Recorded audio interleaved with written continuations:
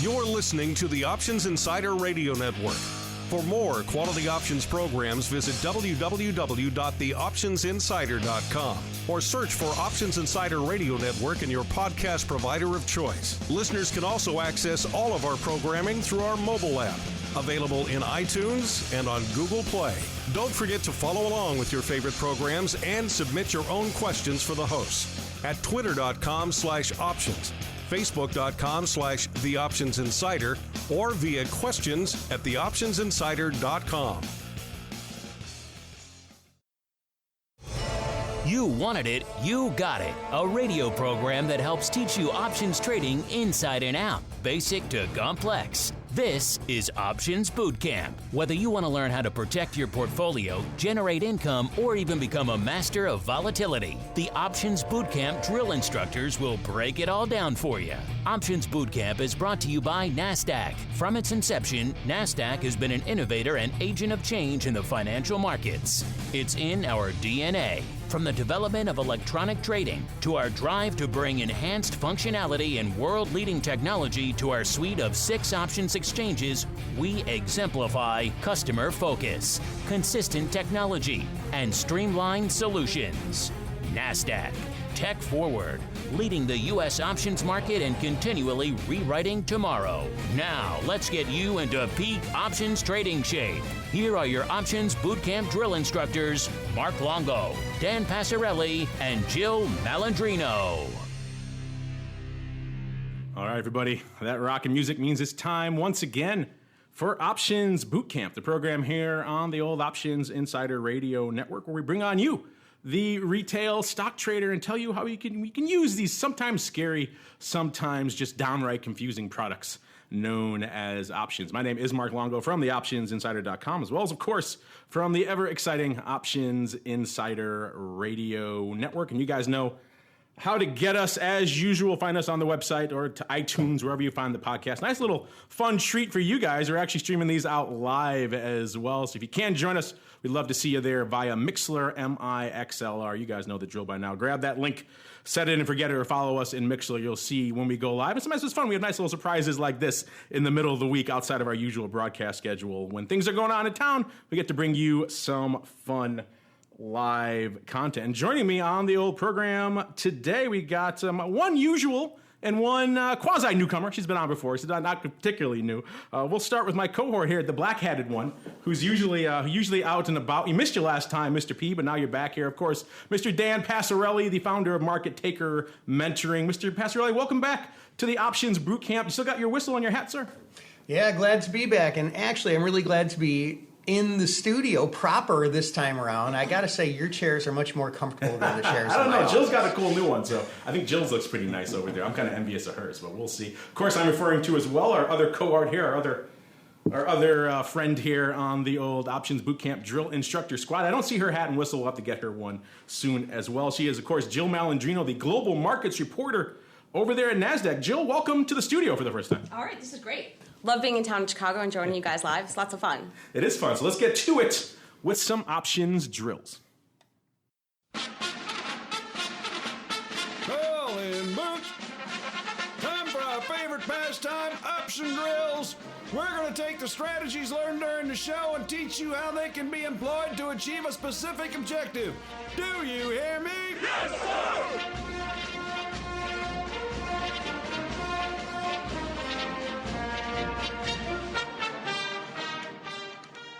Love that music. Always makes me feel like 4th of July whenever I hear it. It feels like we always do the show on 4th of July, Dan. Just so festive, so patriotic.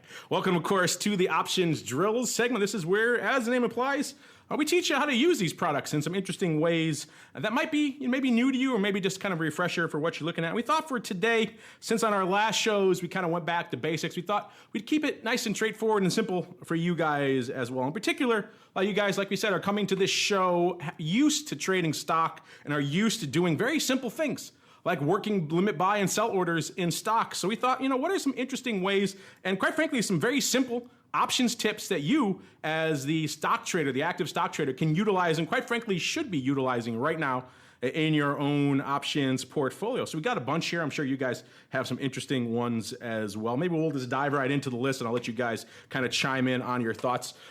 My favorite one, Dan and Jill, and one that I'm still amazed to this day how many.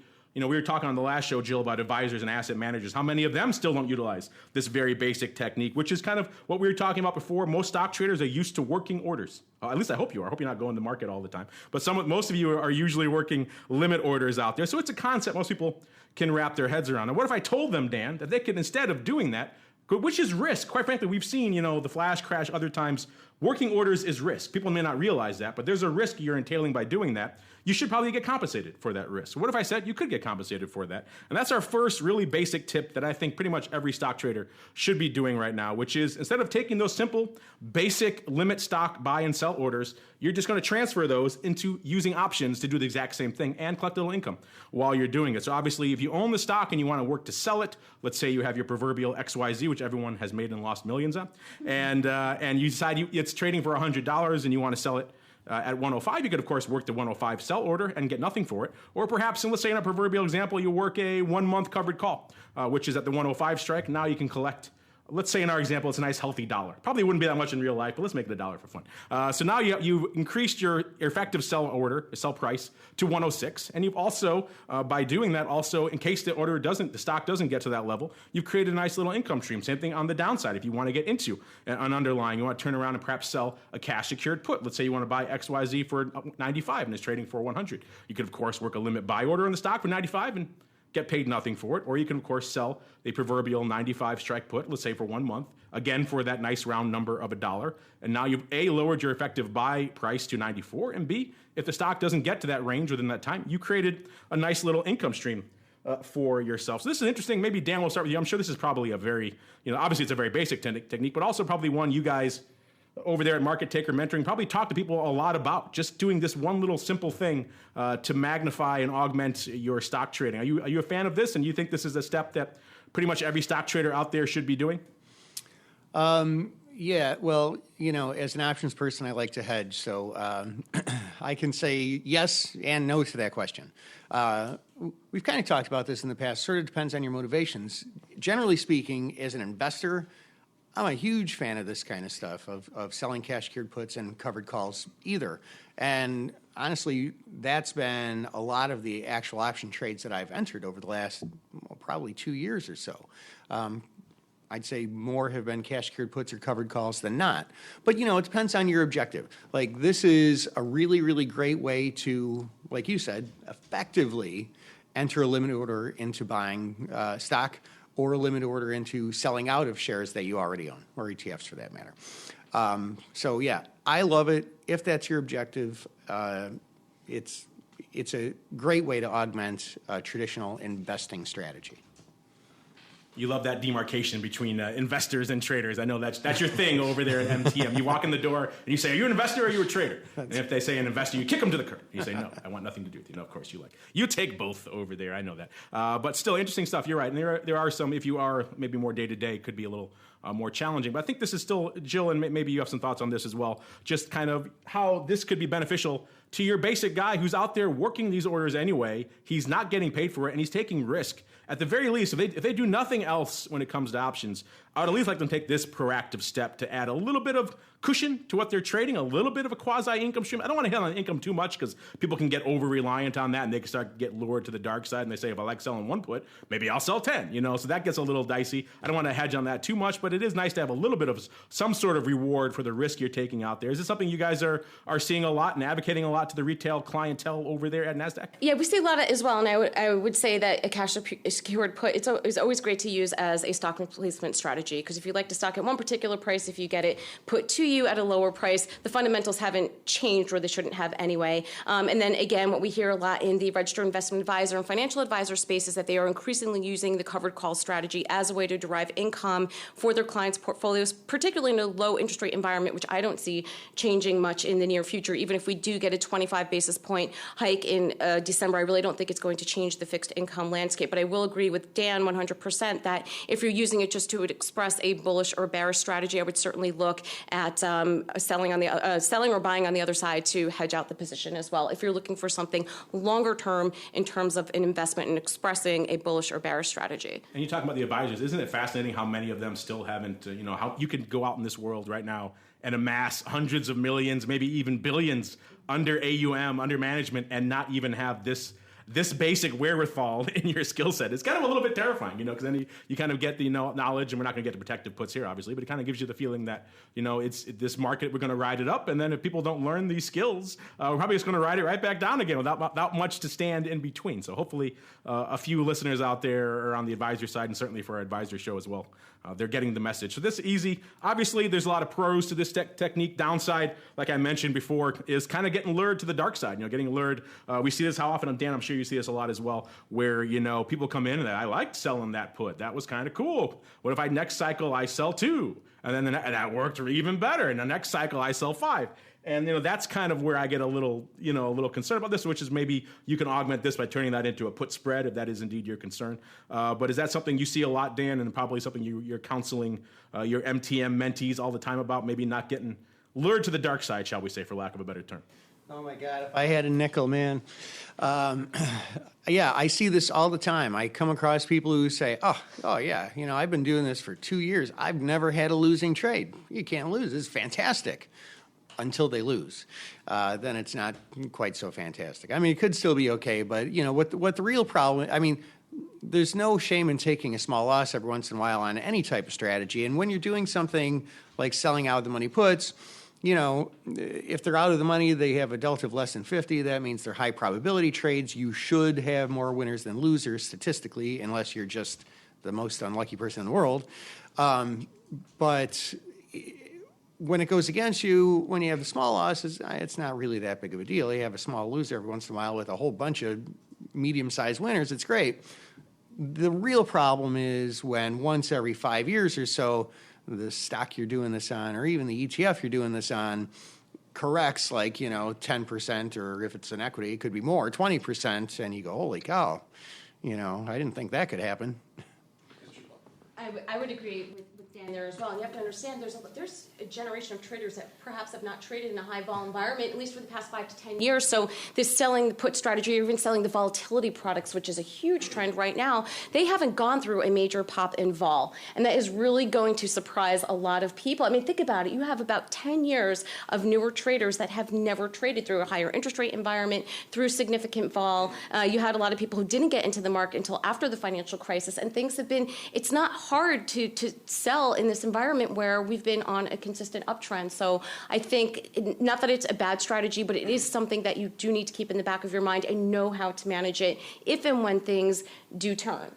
Yeah, it is interesting. You're right, because there is a whole, like you mentioned, a whole cadre of money managers and traders and retail people out there who, you're right, haven't really experienced it. They think maybe a VIX sub 10 is normal to them, or at least less interesting than some of the others who've been out there doing this for a while. But, let's say you are one of those people out there who's been out there, you've been doing this for a while, you're a little bit more skilled. You say, I already know about, selling puts and selling covered calls. Well, there is a way you could kind of turn this into, I guess you can call it more of a pro upgrade. It's pretty simple, but we see a lot of professional traders do this, and it's a very simple, again, people have this perception that options have to be very complicated, have to be very intricate, very complex, very arcane in order to make them work. But there's very simple strategies that work pretty well too. And one of the simplest things you could do is to combine both of these approaches into what some people call the wheel trade. I've heard it called the triple income trade. A lot of different ways to go about this. But what this trade really implies is starting off with the short put leg as a way to get long some sort of underlying. You could do it as a put spread if you're concerned about the premium too. And a lot of people like to do it that way. That's more of a risk mitigated type of approach. And now if the underlying comes at or below that strike, now all of a sudden you're picking up that underlying at a price. And again, that's a caveat we should mention for all of this. We assume when you're doing your analysis with the underlying, you've identified already the levels at which you're comfortable buying and selling the stock. That's the analysis we assume you kind of did before you came to the option space. So you're comfortable buying XYZ at 95, or maybe you like 90 better, in which case you adjust your options accordingly. But as long as you've done that analysis ahead of time, you've insulated yourself from a lot of the potential quote unquote downsides of this. But now the wheel trade comes in, you can use that. So now you, instead of working that limit buy order, you use this the sell put order instead, the cash secured put. You now get the underlying put to you if that does happen. And now you have an underlying where you can turn around. If you like that level, you can look for the appreciation in it, or you can turn around also. A lot of people like to immediately sell the covered call against it. That is what's known as, the wheel trade, and that could be any different way. You could be in the money, it could be out of the money, it could be at the money, how you sell the covered call. It's up to you how aggressive you want to get on that. But it's a great way to kind of come in and, as it implies, literally turn the wheel. Get the underlying, turn around, wheel, sell it out again, and rinse and repeat on and on again. I don't know, Jill, is this? I see you nodding your head over these. I don't think I see you, but I do. And what do you think about this trade? Is this something you guys talk about a lot over there in NASDAQ land? We did talk a lot about it over at NASDAQ when we were Options Profits, and Dan, you'll remember this. Mark Sebastian over Option Pit did this kind of trade I don't know all who the you're time. referring to. Who is this Sebastian? Okay. Never heard of him. Who hasn't heard, Mark? I mean, literally and figuratively. He's unfortunately on this network about 3 times a week. I can't get rid of the guy. He's like a cockroach. But that was a trade that we did a lot, and it worked great for the retail client because it was a way for them to fundamentally look at their stocks and also look at it from a technical perspective to establish the levels that they wanted by selling these puts. And sometimes when they did get these puts, it was a price that they actually wanted it at. And you know what? Once you get that put, then you sell the covered call, and you just continue to cycle through this. And we did really well with these. And I think it incorporates the best about equity trading and options trading because you're looking at your fundamentals, you're looking at your technicals, you're doing the work on the stock, and then you're also doing some basic strategies that pros would do when they would work through a trade such as this. So this is one thing that we did a lot over at OP, and I'm kind of excited to talk about this one again. It's kind of funny. Our friends over there at RCM, they like to call this triple income strategy. I never really understood that. I said, I get the 2 legs of income. Where's the third? And they would always say, oh, well, you're trying to get some appreciation on the stock leg as well. So they consider that. And I think more of a double income is probably a safer way to call it. But if you want to call it triple income, you want to be that optimistic, I won't hold that against you. So that's the first very basic, very simple technique that all stock traders should be using right now when it comes to options. And then, of course, if you want to take that pro upgrade, quote unquote, to get into the wheel trade, then that's another way you could take that technique and really turn it to your advantage. And like it says, use it over and over again. It's a very repeatable, a very simple strategy you can use in a lot of different types of accounts, which is nice about that. Let's move on to another thing that I think a lot of people out there in the stock land are maybe not aware of, but is a great technique for them. A lot of people out there are used to just buying stock, and they know pretty much how that works. They know usually the max margin on that is somewhere around 50%, so they pretty much know how much margin they can get on it. They know what their time frame is. They want to buy and hold and those sorts of things. But now, what we in the option space, what we like to do, I think what a lot of longer term stock traders should consider as well, is start doing what we call the stock replacement. Very simple. And what this involves is, quite frankly, like the name implies, you're replacing your stock with options. And how do you go about this? That's a very subjective thing. People do it in different ways. I'm sure Dan has a view. I'm sure Jill has their own way they like to do it. But in general, what we usually see is a longer term option, somewhere beyond probably 6 months, maybe 6 months to a year, could go longer out if you are so inclined. And usually it's somewhere in the money that you're buying. So that means north of a 50 delta, between probably 50 and a 70, maybe more like a 60 and a 70. So you're talking in the money, longer term, 6 month and beyond type option. Now, why would you do that? Well, first off, we just mentioned the margin benefits. Obviously, 50% is the best you can do when it comes to buying a stock. Now, obviously, options have a leverage component, so you can get that exposure for a lot less capital. And of course, capital efficiency, always a good thing. You have more capital to cushion your account, more capital for other trades. It's just a better way to trade overall. And then, of course, and Dan, I know you're a fan of this. You've literally written the book on them. Of course, the Greeks. You get the Greeks to come to work for you now when you swap in the option for the stock. Remember, you have a delta component. It's not quite 100. It's not quite 1, so it won't move 1-to-1 with the stock. But if the underlying does go against you, which is the worst case scenario on this, that delta will, of course, decrease. So you'll lose money at a slower rate. You also have a volatility component, which will kick in. That will also help. You won't make money on the downside, but you'll lose money a lot slower than if you owned the stock outright. So I kind of like this trade. Dan, your thoughts on this as being the Greek man? Is that why you advocate this? Even though your name is Pastorelli, I'll call you the Greek man. Do you like this from a Greek's perspective? And is it something you guys teach a lot over there in MTM land? We teach it. We teach it. We teach it under, I'll tell you what. Here's my favorite use of leaps, and my longer-term students have probably heard me talk about this before. But I think the best use of leaps is as as part of a call diagonal under a very certain. We're going to get there. You're getting ahead of me, sir. You're getting ahead of me. Let's just talk the stock replacement now. Then we'll get to the pro upgrade in a minute. You got to read the notes, sir. See, that's how the notes come into play. See, Mark doesn't know that I never read the notes. I have learned that to my sadness many times. Well, there's lots of benefits to leaps. If you use them, I like using them like Mark says, where they're somewhat in the money, because then you're getting. See, the problem with using leaps is that there's so much time premium, and clearly they call it time premium for a reason, because you're buying the benefit of time. You're buying this sort of built-in put, this downside protection and margin benefits by paying extra for it. But you pay a lot extra because there's a lot of time. So when you go farther in the money, what you're doing is you're spending less time premium, because in the money options have lower time premium than at the money options, especially when you're farther out in time, because the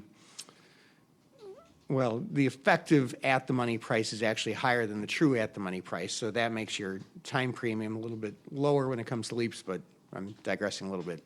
Anyway, because you're using a somewhat higher delta, not only are you getting lower time premium, you're also getting more price appreciation when it goes up, So I guess, I guess when I advocate using leaps, I like it exactly the way Mark described it. Don't worry, we'll get to your upgrade in a second, sir. I can see you chomping at the bit over there. Jill, same question for you. What are your thoughts on a very basic, very, very, very, I think, intriguing use case for a lot of our listeners out there, which is just, we call Options Insider Radio for a reason. We like the options maybe a little bit more than the underlying. So maybe you want to swap out the stock for an option. What do you think of that? It's really interesting. We don't get a lot of retail feedback in terms of purchasing the leaps. And I think a lot of that is there is some confusion about how long they have to be held, and that the position actually can be managed. It's not like the expiration date is a set thing and you can only exercise the position at that point. So I think there is a little bit of confusion in there. What we see over at NASDAQ and the kind of feedback that we're getting are certainly more 1, 2, 3 month type of time frames that they're looking for strategies for. And I think a lot of that too is, Dan, I think you would agree, nobody knows what's happening with the market, right? It's been in such a significant uptrend that they're a little bit nervous doing anything that farther out if they have options positions. They what I'm seeing is they know how to manage their long equity positions with options around that, but looking at longer term options, it's very interesting. We don't get a lot of questions or feedback on that, because the biggest question that we're getting is, when do you think this market's going to turn? Yeah. So. It's kind of funny. Since Dan, you already alluded to it, you kind of let the cat out of the bag. There is a way you could turn this into the quote-unquote pro upgrade for this, too, for you a little bit more experience. That says Dan. Dan mentioned I'm curious, Dan, this has kind of been an interesting point of contention for me as well. I'll explain what we're talking about, then I'll get to it in a second. Of course, as Dan mentioned, getting a little bit of a diagonal. You people are used to probably writing covered calls against a stock position. Well, surprise, you can do that against your options as well. It's just having the longer term option in the money against a typically out of the money covered call. It could be another at the money or even in the money, depending on how you like to trade it. But that's typically a diagonal. It allows you to generate an income stream now on top of this underlying. So you're already getting the capital efficiency of swapping the stock for the option. Then you add in this, getting the benefit of the Greeks, and now you're adding this income stream to it. But I'm curious, Dan, what do you call this thing? Because I've heard people call it, it's kind of been an interesting point of contention. Some people will call it a synthetic covered call. I know Brian over there on our Options Playbook show loves to call it, he coined it the fig leaf for some reason. So I've heard all different, what do you call this strategy? Well, I mean, albeit I've got kind of a silly name for it, but I refer to it as cheap and deep. Oh, see, everyone's got that's why I asked. Everyone's got a weird name for this. It's funny. Because specifically, can I go into my little spiel now? Okay. Because specifically where I really like this diagonal is when the underlying stock has fallen really dramatically. Like, let's say 50% or something. Like something bad happened, a product blew up or something, and, like they lost a bunch of money. So the stock really tanks and gets to the point where it bottomed out. So this is where this is a fantastic strategy, because in those scenarios when the stock kind of bottomed out, everybody capitulated, where does the stock go from there? Well, sometimes it goes nowhere. And sometimes it slowly climbs back out of the hole, So in those scenarios, you really benefit from buying an in-the-money leaps call and selling a much shorter term, like a 1 month or even less, out of the money call, because you get a nice big positive delta. So if it does go up somewhat, great. But you don't think it's going to go up a whole bunch, so you're not really worried about getting a sign on the short call. And, of course, if it does go up too much, you can do an adjustment. But the real benefit is the term structure volatility. because in those scenarios, what tends to happen is the really short-term options, those volatilities explode. So you're buying the cheaper, lower volatility in the money leaps call and selling probably a really high implied volatility short-term call. So you just, trading is hard. So you want to put all the advantages you can in your favor. And this, you've got delta in your favor, you've got time passing in your favor, you've got term structure volatility in your favor. You're just, you're putting every possible way of making money in your favor. And I just tweeted that out for the whole world to see, cheap and deep, sir. So now that is that is inextricably linked to you. You cannot escape. I think you kind of mentioned. Let's go over it again really quick. Because like I said, everyone has their favorite way of setting this up. Like I mentioned, some people like to go out into the leaps, get a year or longer. Some people like 6 months. I know you like the front month or maybe even weekly on the calls. How far out do you like to go on the old call side, the long-term call? Well, in this scenario where it's following a precipitous drop in the stock, I probably like to go out about a year because each option kind of has its own role in the strategy. And the long option is should coincide somewhat with your holding period. I mean, you always want to buy more time than you actually plan on holding the trade to because, like Jill alluded to a minute ago, like you can sell the option before it expires. So, if I think, well, it's probably going to take 6 months to a year for this to sort of grind its way back, I'll buy a year or a year and a half option. And Jill, obviously, you guys like the stock replacement component, but also, what do you think? Your thoughts? And if you have your own name for this, because it seems like everyone does, I'd be happy to hear it. What are your thoughts on taking that stock replacement strategy and adding the kind of the basic covered call element to it, and kind of the utility of doing that?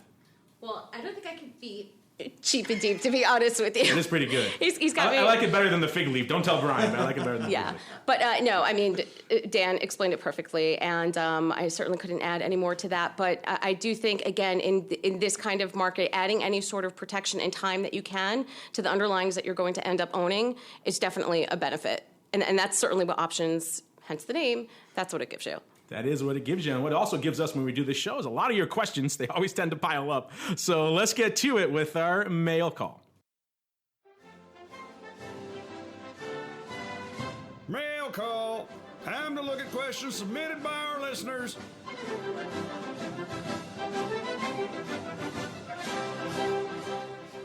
All right, everybody, it's time for your mail. It's time for the old mail call. Before we get into that really quickly, Jill, you're obviously here in town, in the studio. We love having you in the studio. Obviously, this is fun for the first time.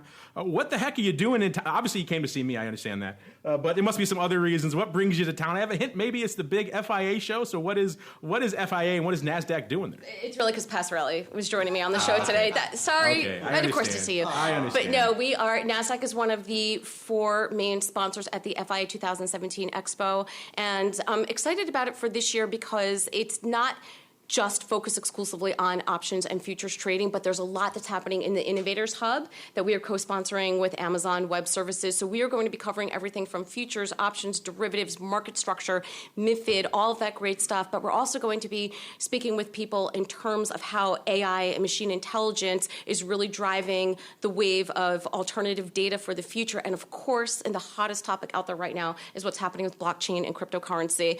Mark, I'm telling you, if I did a crypto hit every single day, it would just surpass itself in viewership. It's amazing, yeah. It is unbelievable. But for those of you that are in Chicago or coming into town, we are in the Green Hall. We're the first booth when you walk in, number 427. I will be doing live hits throughout the day from 10 to 6. Come by. Let's get some fun social hits in there. Talk about your product. Talk about what you think is happening in the industry, short and long term. So we're really super excited to be on the feet to the street live in Chicago. I'm surprised we don't have any Bitcoin questions here because we get so many of them now. It's kind of crazy. Dedicate a show to it. Yeah, we probably need to have a Bitcoin show. Most of them, for us at least, tend to fall on when we're going to have some sort of listed Bitcoin derivatives. So we're still kind of playing wait and see on that, unless NASDAQ's got some surprise announcements for us here. I don't know. But I'm looking forward. FIA will be down there. Big show. Everybody's in town. So look forward to a lot of great content coming to us or coming to you here from our studio here as we rotate pretty much everybody through the studio over the next couple of days. All right, let's get to some of your questions. We got so many. Let's start off here with,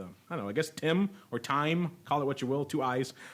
He or she wants to know why isn't it standard or maybe required to let people close out shorts for free below a dime? This is obviously Dan referring to the short premium type of trade. People come in there, they sell an option for, and I'm sure you've seen this a million times with your mentees. We see it all the time with our audience as well. They sell an option for $1 or a couple of bucks, whatever it might be, and it decays all the way down, and it gets down to about that dime range, maybe even a nickel. And we see it all the time. I think there's just a human reluctance to pay more in commissions than the option is worth. I've seen professional guys who should know better just forget to do this or not want it to have this aversion and not close it out. Then, of course, while they're waiting for that last 3 or 4 cents, the underlying moves, and they end up losing $2 or $3 as a result. That's a question I ask to all brokers, and I'm happy to say most of them now seem to have awakened to the need to do that, but there still are a few out there. So what are your thoughts here? A, what are your thoughts on this? I'm sure you counsel all your mentees to close things out when they get to that level, but if you don't, shame on you, sir. And then B, why isn't it required that brokers to offer this? Well, basically because it's a free market, right? So the thing is like Mark just alluded to, there are a number of brokers out there, a growing number of brokers out there who do just that. So when you're short an option or maybe even long an option, they allow you to, well, I guess generally when you're short an option, they allow you to close it out without paying commission if it's under 10 cents. So, should that be standard? Yeah, it's like, should seatbelts in a car be standard? Yeah, but there's definitely a little bit more push to make laws, on stuff like that that's, for the public safety, although arguably this is for the public safety too. I think we'll continue seeing options-friendly brokerage firms offer this because why wouldn't they? Not only is it a good business strategy that should attract a higher caliber of traders because smart traders close options when they're at less than 10 cents. But arguably it protects the firm as well because, when some goofball has some gigantic position on a short, 1,000 options at 2 cents and the stock opens, $50 lower, not only is that trader at risk, but the brokerage firm is at risk if there's a margin call and that trader can't meet the margin call. That's funny. I've had people come in here, sit in these chairs from different brokerage firms and argue to me that, we don't want to incentivize any style of trading, or it costs us the same amount of money to let you close it out as it did to open it, so why should we allow that? And I have to just shake my head whenever I hear that because, like you mentioned, this is risk. This is risk for the client. This is risk for the firm. You want to incentivize that to take it off your books. I guess maybe you can, I don't know, you can't really make the same analogy to long premium. It's not quite the same firm annihilating risk if you're long a bunch of at-the-money premium, but still, and it's interesting. I don't know, Jill, do you have any thoughts on this, and do you think this should be something that should be, quite frankly, industry-wide? The only thing I was going to add was the firm risk, so Dan had covered that there as well. And again, with a lot of traders doing this type of position who haven't traded through a significant volatile market, I was going to add the firm risk component into it as well for that reason. You two are just simpatico today. I just walk off. You guys used to do the show by. I take a break. This has been a busy conference week. I can have a nice beverage. All right, let's move on. Here's an easy one, Jill. This is a fun one. I'm excited about this one. I've been waiting for this one. Okay, there we go. Yeah, you have been waiting for a while for this one. I like the handle. USA Patriot. He or perhaps she wants to know, Jill, what the heck is ADV? What are these mysterious acronyms we keep throwing at people all the time? We have a lot of this in the business, but I'm excited to answer this question because ADV is simply average daily volume, and it's really positive for the options industry right now. You kind of hear a lot of negative headlines. The market's so slow, there hasn't been much volume, not much liquidity, and there's a lot of that kind of noise out there. But despite the low vol market, the options volume is continuing to grow at about 3% each month. And what's interesting is the days that we have had a spike in vol, they seem to have happened like on Wednesdays in August and September, we're seeing 20% more on the volume side. So what's great for the industry and what's great for retail investors as new products are being introduced, once vol does come back into the market and volumes do continue to increase, we're going to see that on the option side as well. So we're in a great asset class right now because it can only go up from here, and they are performing quite well in a low vol environment. So I think we'll continue to see the ADVs move higher. You're chomping at the bit for that ADV. I'll see if I can dig up any more for you here. We got ADV. Let's see. Next up here, we're going to keep cranking, see how many we can get to, listeners. Richard D. Here's a fun one, Dan. This is. He says, "Are there any trades that if you did not have, easy for me to say, try that again, that if you did not have to, a little bit of a typo here, did not have to pay brokerage fees, would be excellent types of trades? I've recently been given the opportunity to trade options and equities for near zero trading costs for about a year." Well, lucky for you. I had in the past found some multi-leg spreads or underlyings with really low prices unworkable because the trading costs made the potential gains or expected value too low. Thank you for your time and for the great shows you consistently point out. Well, thank you, Richard, for a little bit of love there. Dan, it's an interesting question because obviously what leaps to mind first are crazy 6-leg iron condor swaps, things that would be super expensive to do normally. But then also maybe that other little voice starts picking up in the back of your brain and saying maybe there's a reason you're not doing those trades. Maybe there's a reason keep it simple. Stupid tends to work. And if it's the only thing keeping you out of doing the trade is just the commissions are a little bit too much, and maybe there's a strategy you should be avoiding. So on the surface, this is a great question that explores a lot of opportunities. But maybe does it also raise maybe some alarm bells for you, Mr. P? Yeah, I mean it's an interesting question. I mean, for me, I feel like the only trades that are made oppressive by commissions, by a typical options-friendly online brokerage commission structure, are options that are on stocks that have very, very low dollar values, like under $10, and have very low implied volatility. Outside of that, the more multi-leg strategies, like, to me, if you think about it, the only reason to do a more multi-leg strategy is because it offers you some sort of advantage, and if it's not offering you an advantage, if it's just getting fancier for nothing, then you're wasting those commissions. But if it is giving you an advantage, then it's probably worth paying some extra commissions for. And I mean, honestly, with most options-friendly brokerage firms, the commissions are so darn low that unless it is one of these $7 stocks with a 8 volatility, the commissions really don't make that big of a dent in your, P&L. If you're just out there harvesting 3 cents at a go anyway, maybe you should adjust your strategy. Same question for you, Jill. The world is your oyster. You could trade anything, no commission charge. What springs to mind? I think this is a broader market structure conversation and how stocks, options, ETFs that are not in that top 50 concentration, how they are treated in terms of cost and how liquid they are. So I think that's a really great starting point for that conversation. And I know through the different conferences that we've attended, that's one of the biggest things that we focus on are these small and mid-cap names that necessarily don't get the love out there in terms of cost. And there are other ideas out there in the marketplace besides these top 50 ETFs and stocks. But again, I would agree with Dan with retail options trading costs as low as they are right now. It's kind of hard not to take advantage of that. And without sounding flippant, if you have to ask that question, perhaps you might want to look at that strategy because it sounds like it might be a little bit too complicated. Yeah, I hate to advocate for someone going out there and start harvesting 3 cents at a clip for some all these puts didn't look good before, but now I'm not paying anything to sell them, so of course I got to blast these bad boys out. So it gets a little scary when you start going down that road. But it's interesting thought experiment, if nothing else. Let's go for the cliche answer: 6-leg iron condor swap. There we go. That's an easy one. All right, next up we got a very specific question here from Ascenta.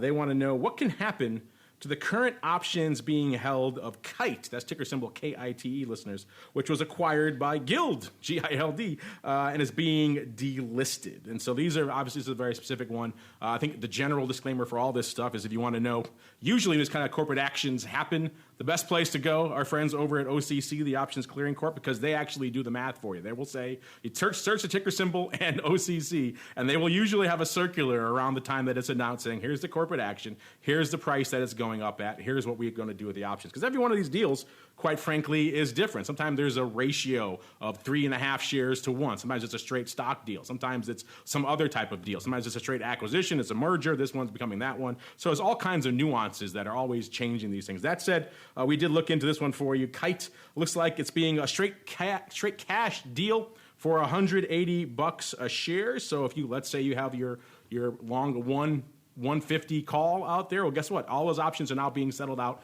to 180. So in the money calls are worth something, in the money puts are worth something, everything else out of the money is worthless. So if you're holding on to those, I'm sorry, unless you showed them, then I guess you're happy.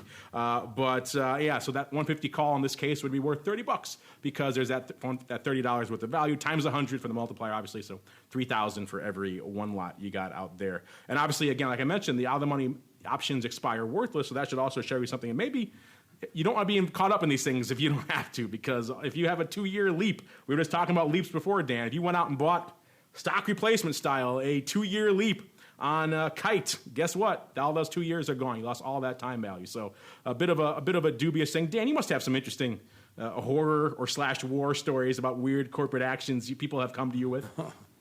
Oh yeah, I've got a couple doozies, but I've been through takeovers like this where it's just a cash deal, and expiration day comes early.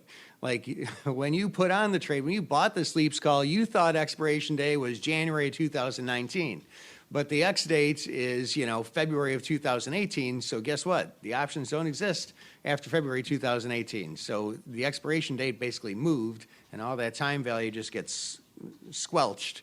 And so that, this kind of stuff can be a way bigger deal than people think about. Like it looks kind of benign, like, oh, okay, there's a takeover, great. But no, this can have a profound effect on your P&L. So I'm not familiar with this particular deal. Mark's advice is the best advice ever, because when Mark and I were down on the trading floor, when we had some sort of corporate action announcement, you know what we did?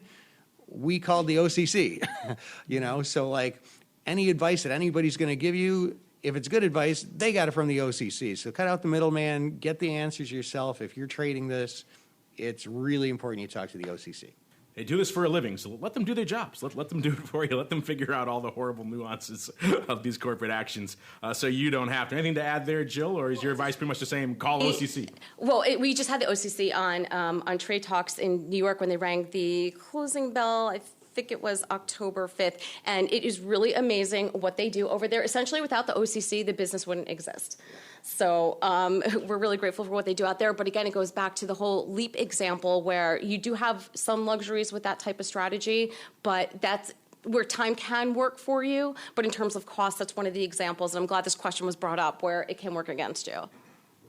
Yeah, so it's kind of like earnings. If you can avoid it, go for it. Certainly, sometimes they pop out of nowhere. These deals, you can't avoid it, and sometimes it might work out in your favor. Maybe you have those calls, it's looking good. But if you had an option with a lot of time premium on it, that's all going away. So probably not the best thing if you can avoid it, which is sometimes a challenge. We got a lot of interesting ones this episode. This one is kind of a similar vein, kind of a bit of a thought question / specific one from Yield Hawk. He or she wants to know, what is the biggest size one could buy in options?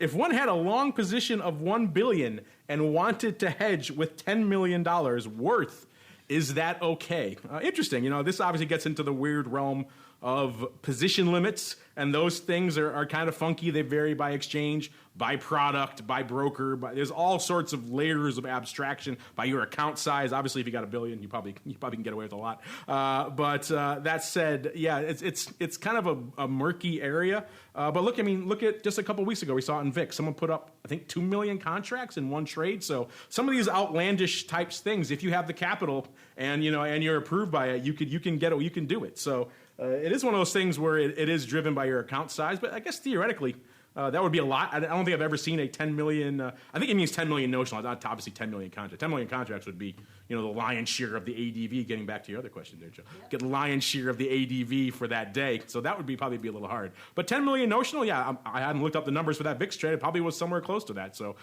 interesting stuff. I don't know, Jill, any thoughts? Yeah. This is kind of a in the weeds kind of area, but an interesting one. The more important question that you need to ask yourself is, what kind of hedge are you going to use, and what type of stocks do you have in your portfolio? And this is something that we talk about all the time over at NASDAQ. And people think, okay, well, the natural hedge is going to be, I'll buy SPX, I'll buy VIX. But you also have to look at the stocks that people have really been buying and what's been running up the market, your FANG stocks, right? So what kind of hedge would work better with that? Maybe not the SPX, but perhaps the NDX, which is the NASDAQ 100, which is the 100 top names in the NASDAQ composite, X financials. That includes your Facebook, your Amazon, your Apples, your Netflix, your Googles, or Alphabet. And I'm not just saying that simply because I represent NASDAQ, but that's the most important thing that you have to ask yourself. What's the best hedge for the type of portfolio that you might have on? Perhaps it's all healthcare stocks, or might be an ETF that's more appropriate for the kind of hedge that you're looking at. But for a question on that size in terms of notional value and shares and so forth, it would probably be the difference between the SPX and the NDX, and then it comes down to what your portfolio represents and the underlying. Dan, any thoughts here as well? What's if you stretch your crazy imagination there? What is the craziest, biggest trade you could think of out there for options?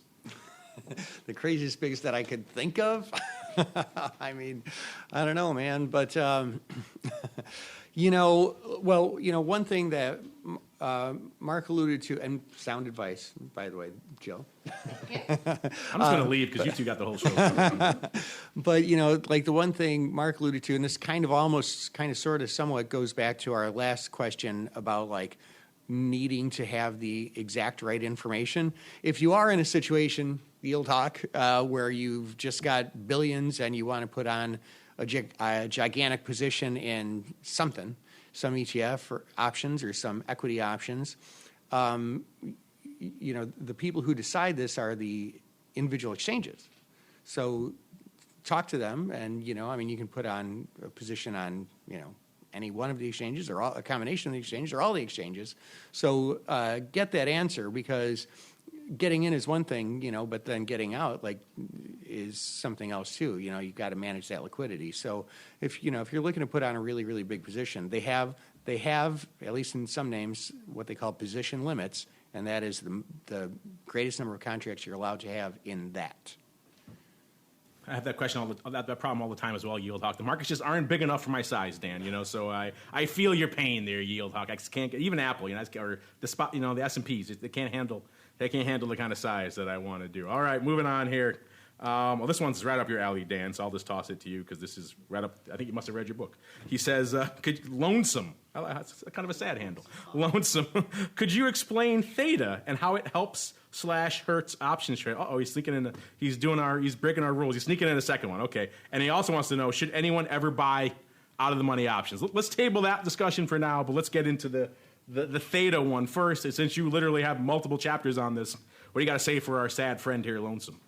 Yeah, well, Lonesome. Maybe if he learned time decay, he wouldn't be as lonesome. He could have people. He could start talking to people, and they have an options club, and it'd be good. That's right. Everybody and their brother's selling options these days, so you'd have a lot of company. You definitely wouldn't be lonesome. So the concept is that as time passes, options lose value, all else held constant. It's called time decay or erosion, and theta is the option Greek that mathematically, specifically measures how much erosion happens within a period, typically one day. So that's what theta is. Textbook definition: the rate of change of an option's value relative to time passing. All right, let's explore that second part of that question as well, because it is an interesting one. This is one we hear a lot, Jill, and probably one that, people ask all the time because they see a lot of premium harvesting going on, typically in the out-of-money wings, puts and calls. So people see that, and that strategy tends to work quite a bit, and at least higher probability than buying. So this other side of that theta question, the decay question, always comes up. Why the heck should I ever buy an out-of-the-money option? Well, sometimes people will do it as a speculative play, depending if you can get some cheap deals that are out there. I don't know if I would use that as a consistent strategy within my portfolio, but it certainly has been done. And you know what? Things that have been out of the money with the way the market has been moving certainly have not been out of the money the week or two following. So sometimes you can get some pretty good deals out there where you don't necessarily have to get these deep in the money calls. I also think too, because they tend to be less expensive, and of course it's a more speculative, smaller part of your portfolio. It's not as if you would get hurt as much as if the in-the-money position went against you in a bad way. So I think for a fun speculative play, there's no reason why you wouldn't. Dan, I know most of your trades involve, 80, 90 delta options, pretty much buying those exclusively. So in the rare occasions when you like to buy an out-of-the-money option, what are some of the scenarios where you like to do that? Yeah, I agree with what Jill just said. It has its place. In fact, I've said this 1,000 times too.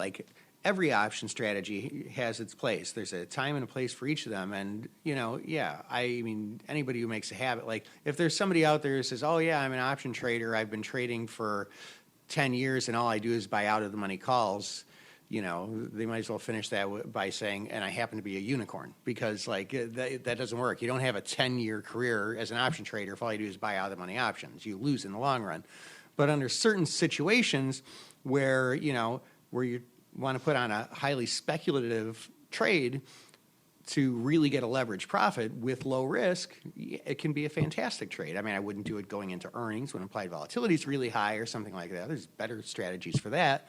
But yeah, I mean, that's a scenario right there. That's when you like to buy your 90 Delta calls, right? That's when you get expensive and deep. Yeah, right. as right. opposed to cheap. I'm joking, of course, listeners. He doesn't do that, so don't send us emails or don't send Dan emails. Why do you only trade this? All right, let's see. We got time for. I think we got time for about one more here. Let's go to this one because it's kind of suited with the nature of the show and also kind of what we were talking about earlier. Butcher Boys. I like that handle. Let's assume they're the plural. They want to know, what options trading strategy would you say is best suited to people with absolutely zero knowledge of options? Thanks. I like the handle, Butcher Boys. And I'm gonna start this one off. Let you guys mull it over for a second. But I'm actually gonna go with what we were talking about at the start of this show. I said it, that I think every stock trader should be utilizing options in that capacity. At the very least, augment your options your stock buy and sell orders with short put, covered, cash secured put, and a covered call. They're not that scary. They're not that intimidating. They're not that complicated. So that is something, if you have zero knowledge of options, and Dan, you've probably seen this too, and Jill, you as well, you can usually wrap their head around a covered call very easily. And that's a concept people can understand. And then maybe the short put takes a little bit longer to explain and what that means and that sort of thing. But if you can convey those two very basic concepts, you don't need to have a huge conversation about the Greeks and all these other things to really get them into it. Kind of explain the basic premise of your augmenting your stock orders, and people like to think directionally like that. They can wrap their head around that. So I'm going to go out with that. I'm going to say that I think if everyone is out there in their stock portfolio, just augmenting their stock orders, just start small. Just do a couple of these every now and then to get a feel for how it works, how it goes. And as you start getting acclimated to it, you start adding more to it. Maybe you start doing more of your orders that way, and you start getting comfortable doing that. And next thing you know, I think you'll see a demonstrable impact in your trading. Let's go back around the horn the other way this time. Jill, we'll start with you. What do you have to say here for the Butcher Boys? They don't know anything about options. What should they start with? I alluded to this on the first show that I did with you, and even if you're not ready to trade options yet and you're still in the equity weeds, I think looking at clues that you get from the options market can also really help you with your equity trading, particularly around the time of earnings. And one question that we always get is, hey, Jill, I heard there's something called a straddle where you can look at the prices there, and you might be able to get a clue into the anticipated move after an earnings print or an FDA decision or some sort of volatility event, as we call it. So while I wouldn't recommend the straddle strategy for a newcomer, but as you're studying the options market and understanding how straddles work and the pricing and so forth for clues into your equity trading, I think it's a really great piece of research that equity traders overlook. So you mean actually using the straddle more as like an analysis tool, like how much is expected? I totally agree with that. And it also teaches you to, again, not necessarily get into the weeds with the straddles trade, but as you're watching it in your paper trading, you're understanding how the ebbs and flows work with the options market. It's a great way to see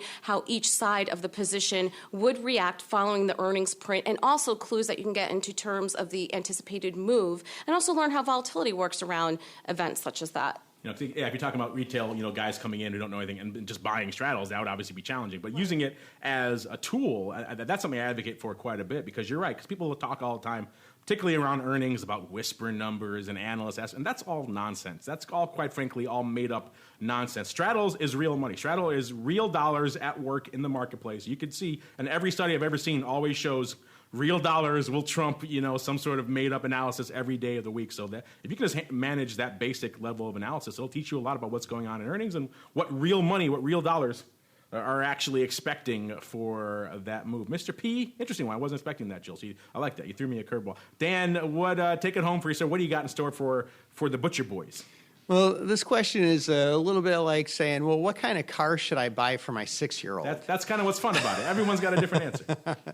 Yeah, I mean, look, if you don't, you always hear on the media people saying, you know what, derivatives are really dangerous. Option trading is really dangerous. And me as an options instructor and user and trader and former professional trader, I know that they can be used to hedge, they can be used to lower your risk, but if you don't know how to trade them, believe me, the reporters are right. They're dangerous. You should not trade them until you have a really, really good handle on it. So step 1, learn. Step 2, trade. You can't do it the other way around. advocating for. I never would have expected you to advocate for learning, sir. You're blowing my mind here. The educator, the mentor, advocating for some learning. All right, listeners, that music means, unfortunately, we've come to the end of a very fun episode of Options Bootcamp. But if you're listening live, don't worry, stay tuned. We'll be back in a few minutes with the second episode, so you'll get a double dose. For the rest of you listening on podcast, you got to wait. Unfortunately, that's your penance for waiting past the live thing. But before we go, Jill, we touched on it earlier. Let's hit on it again really quickly. What you're working on this week in terms of FIA and what listeners can maybe expect if they're going to be able to make it down there. All right, we are going to have a ton of content coming out over NASDAQ's Twitter feed over the next couple days. We have over 20 to 25 interviews lined up and people stopping by, hopefully Mark and Dan Passarelli in the room, for some quick impromptu hits. But we're going to be reporting live from NASDAQ's booth number 427 at the FIA 2017 Expo. And if you're going to be around, we'd certainly love to have you on. Whether you're an expert or not, or what your concerns and challenges and opportunities are in the market, we'd love to hear for it, whether you're Expo or just hit us up on the NASDAQ handle or, of course, on my handle, which is Jill Malandrino. There you go. So if you can't make it live, I know some of you can't. Obviously, you got busy things going on during the day. Then hit them up on NASDAQ.com or hit them up on Twitter, and you can see all that good content there as well. And Dan, last but not least, what is cooking in the land of MTM, sir? Oh, we've always got a lot of stuff cooking. I might have mentioned this in the past, but, all these market conditions are different. How do you make money in this market? Well, we've got an ebook on our website called 3 Secrets to Making Money in Any Market, and I'd love nothing more than for you to have it for free. So go on over to markettaker.com/ebook. That's markettaker.com/ebook. There you go. Check out his free ebook. And if you like that book, maybe you upgrade to his real books that actually cost real dollars, but are kind of good as well. He talks about the Greeks and all sorts of fun stuff. Just search for his name. 2 S's, 1 R, 2 L's. I think I spelled that right. Is that correct, Mr. P? I have to think about it a little bit here, but the man is confused about his own name. But his books are quite good. So there you go. Check them out, listeners. Good stuff. And on behalf of Dan and Jill, and indeed myself, I want to thank all of you out there in the listening audience for downloading, streaming, and subscribing. Of course, those of you who join us live. If you're live out there right now, stay tuned. Enjoy this little theme loop we got for you for a couple of minutes. We'll be back in a few minutes with episode 2 for today. If you join us after the fact, then we'll see you back here really soon for more episodes of Options Bootcamp.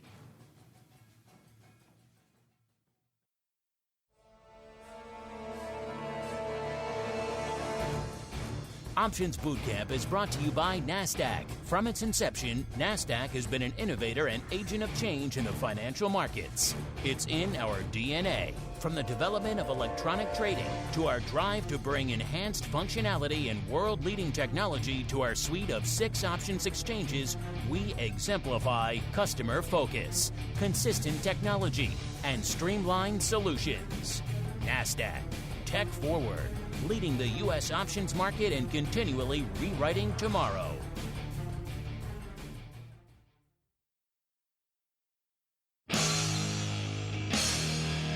The preceding program was a production of the Options Insider Radio Network. For more quality options programs, visit www.theoptionsinsider.com or search for Options Insider Radio Network in your podcast provider of choice. Listeners can also access all of our programming through our mobile app, available in iTunes and on Google Play. Don't forget to follow along with your favorite programs and submit your own questions for the hosts at twitter.com/options, facebook.com/theoptionsinsider, or via questions at theoptionsinsider.com.